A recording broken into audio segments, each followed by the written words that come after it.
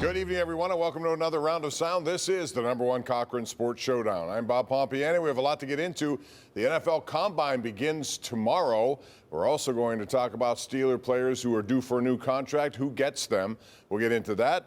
But the #1 topic tonight on the #1 Cochran Sports Showdown is going to be USA, baby. They win. And here to talk about it is Jeff Hathhorn, sports director at 93.7 The Fan, Mr. Ray Fittipaldo from the Pittsburgh Post-Gazette, and Chris Mueller, PM team 93.7 The Fan. So right off the bat, Jeff, just your thoughts about #1. They won that game, even though it looked like Canada was the better team, I thought, throughout, or at least had their moments. Were you surprised with the outcome, and what are your biggest takeaways from this game? I mean, Connor Hellebuck was amazing. The 5-on-3, even though they didn't give up anything on the 5-on-3. I know they gave up one a little bit later, but man, they played their tails off. Canada's more talented. They're faster. They've got more superstars. And credit to Mike Sullivan, man. He put a plan together, had some tough guys, and got some really good goaltending. Yeah, listen, the Americans came out and had a great first shift.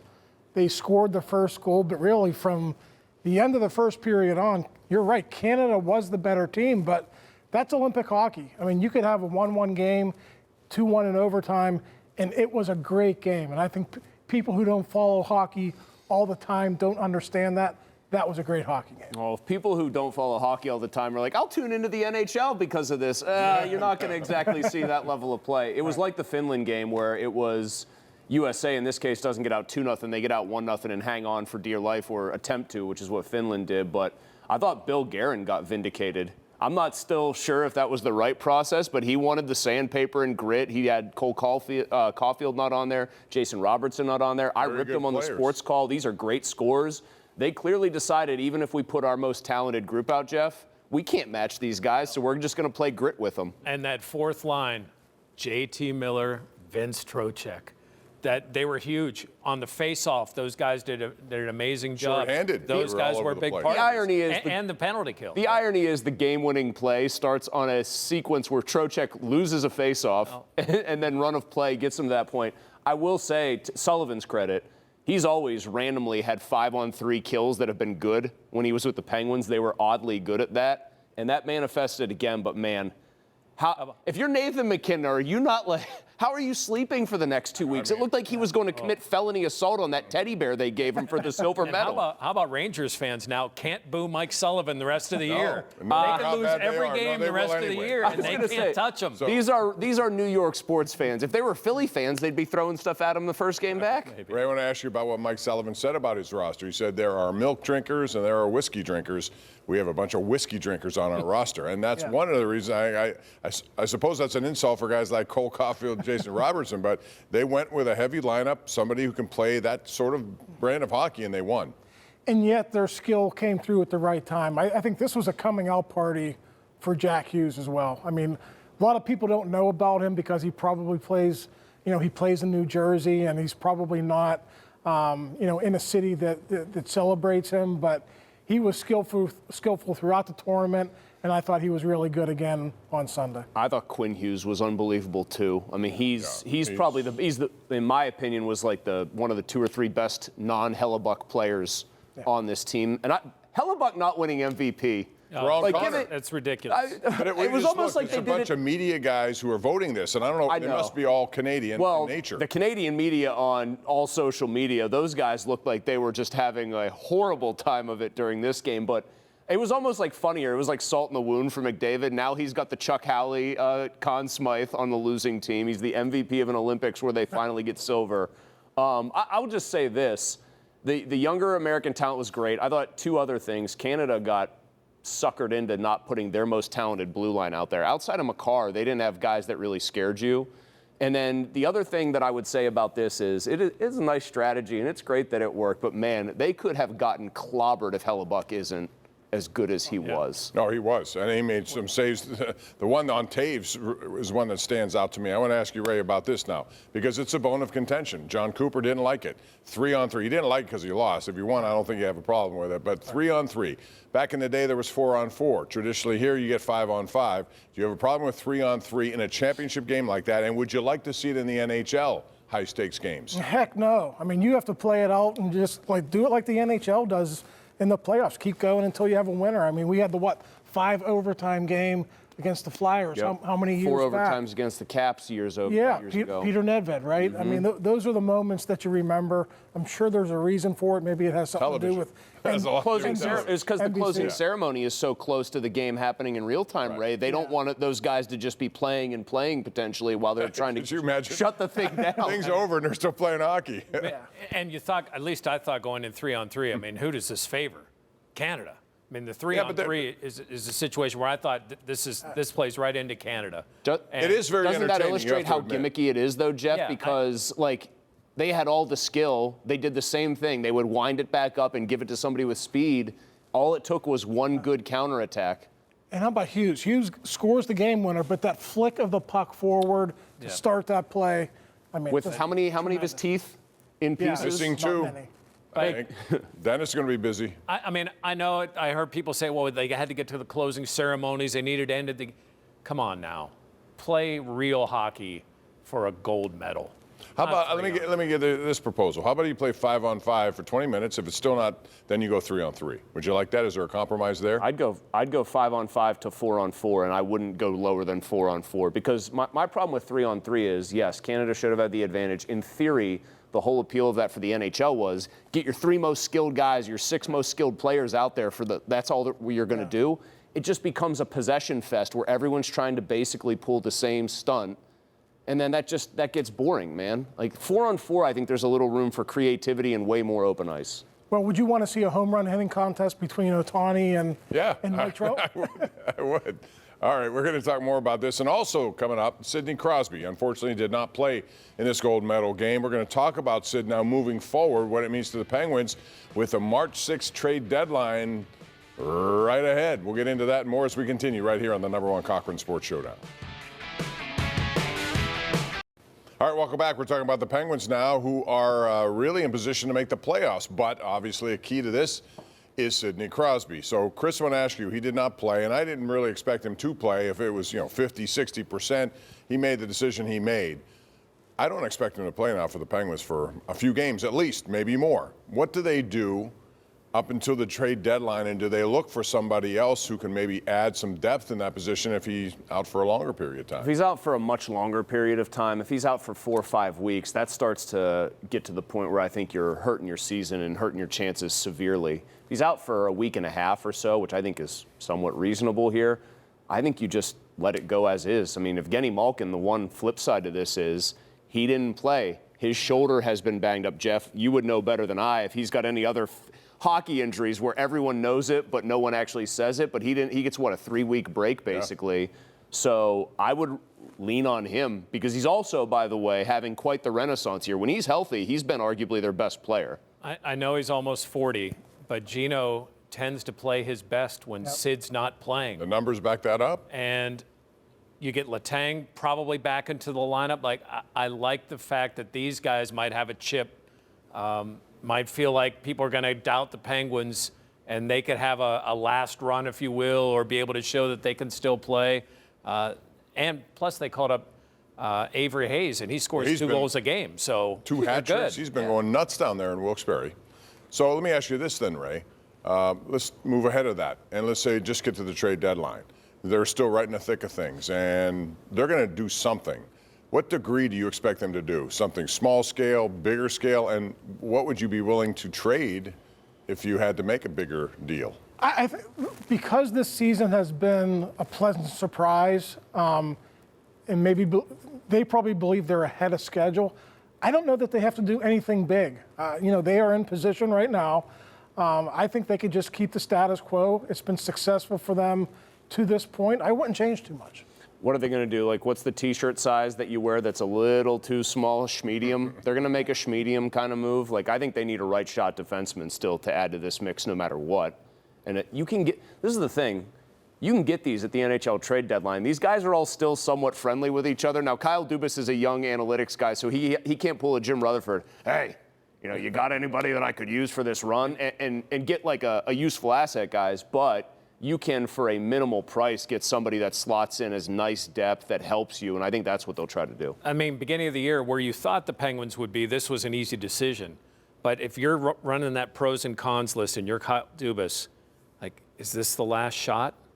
Like, do I owe it to these guys to make a big move, to have one more huge push and mortgage what we've built here over the last couple of years, or do we stick to what we're building, knowing that that may never materialize into anything?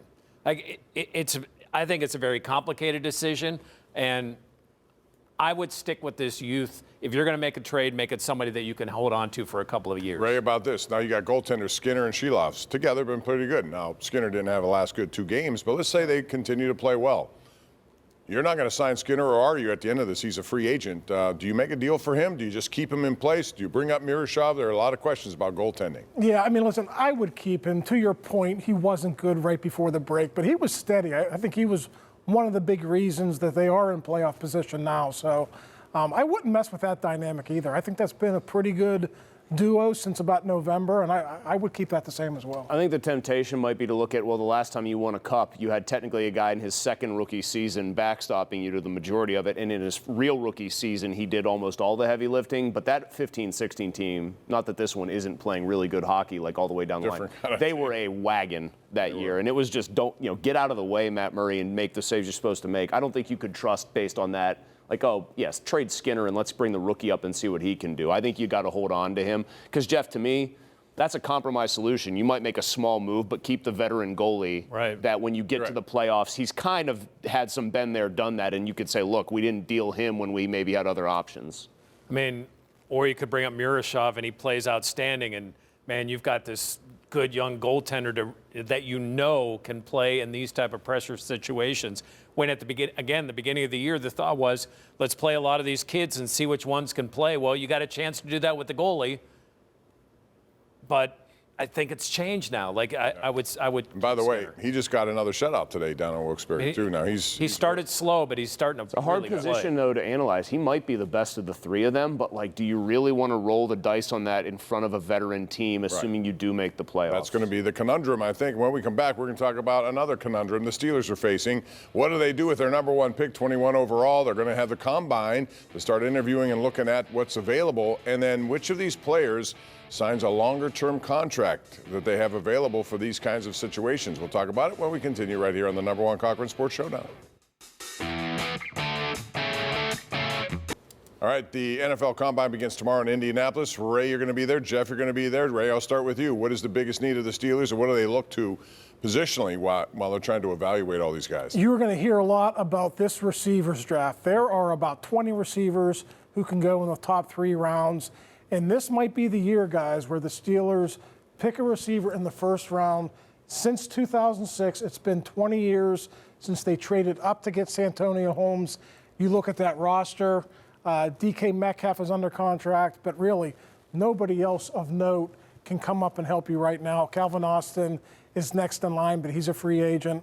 I think they could double down and even get 2 with their 5 picks. They got 5 picks in the top 100. They can get 2 receivers in that time. I think they should get 2. I mean, depending on what trades might happen. And I could see them trading up, to get a Lemon, or if Tate were to fall down, to just go up and get a receiver and use some of that draft capital that you have. The other position I'm really looking hard at is corner, because, there's someone you got to sign that we're going to talk about, and there's another position that's open. Like, if you can find corner, don't fall back on they've never drafted corners well. It looks like there's some corner talent in this draft. I mean, Jordan Tyson from Arizona State's a guy I've kind of looked at a lot because he was their only option in a lot of games and he still produced. Had some soft tissue. Never want to hear soft tissue injuries, but he's also apparently a big character guy. Yeah. Which we know they are going to care about. Guys like Omar Cooper, who could fall into that day 2 range, I think are interesting. And then Pons from India. Give me Pons as a nickel corner somewhere in there. What is he, 5'0", plays like he wants to commit aggravated assault on every play. He's awesome. I love that guy. If you could make him a slot cornerback and have him playing in the nickel, I would love that as like maybe a 3rd round pick, 2nd round pick maybe. We're going to ask you about a couple of things that are big for the Steelers. They got to figure out where Broderick Jones is. He's had that neck injury. That's one. But also guys like Herbig, Porter, and Cam Hayward, here we go again, are going to be looking for new contracts. Who's going to get them? Yeah, I mean, listen, this Jones injury is a little bit under the radar. This will be the first time that Omar Khan has spoken since the end of the season. So that's going to play big into their offseason. Whether he is in their plans or not, we'll find out this week, hopefully. But to me, the biggest offseason signing that they have to do is Joey Porter Jr. He really proved in 2025 that he's one of the up-and-coming corners in the NFL. And listen, he's going to cost a lot of money. You're going to hear about how much they have to pay him and whether it's worth it.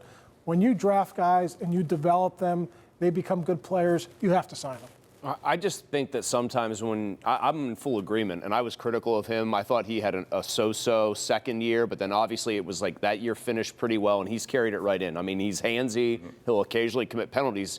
The job he did on Nico Collins in that wild card game was unbelievable. Yeah. And that's just the market rate. Like when you hear people freak out about Malik Willis is going to get $40 million a year, that's just 67% of like the going rate for the top end quarterbacks. $20 million a year if that's what Porter gets, and I think he will. Yeah.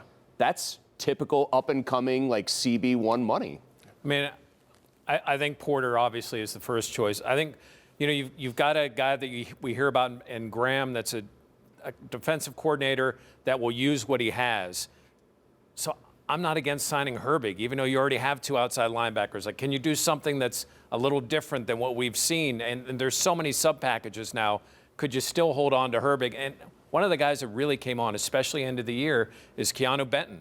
Yeah. He's going to be going into the last year of his contract. You still need defensive linemen. Do you want to let him go, given the fact that Cam's at his age and you don't have a ton of depth? Is there going to be a problem with Cam real quick across the board here in terms of what we saw last year? Will that happen again? I mean, he was rated as the #1 guy on the defensive line despite his age. Cam's not going to back down. We saw that last year. He didn't get what he wanted, but he is not afraid to make a point. And why wouldn't he do that again, guys? He was first-team All-Pro last year, second-team All-Pro this year. I'm sure he's going to want more money again. I mean, this is, Jeff, sorry, this is at the point in time where they typically would allow a guy to talk about an extension with 1 year left on his deal. If I'm the Steelers, I just keep kind of rolling the dice that this guy's going to reverse age like Benjamin Button here, because it's not like his play really tailed off. The sack numbers weren't there, but he's still the exact same guy he otherwise always is. Have those conversations now.